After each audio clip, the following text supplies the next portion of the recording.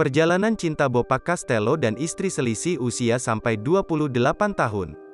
Bopak Castello dan istri, Gita Resya memiliki selisih umur cukup jauh, yakni 28 tahun. Gita Resya lebih muda 28 tahun dari Bopak Castello. Diketahui keduanya dipertemukan oleh sahabat Bopak Castello, Aziz Gagap. Sebelum menikah, Bopak dan Gita sempat pacaran 3 tahun. Kemudian keduanya memutuskan untuk menikah. Kini usia pernikahan mereka sudah 7 tahun.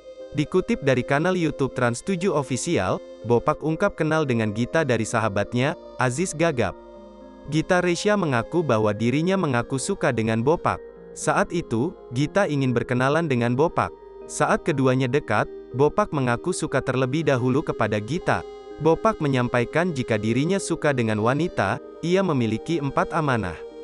Kendati demikian, banyak yang menuding Gita mau dengan Bopak lantaran ada maksud tertentu, yaitu materi saja.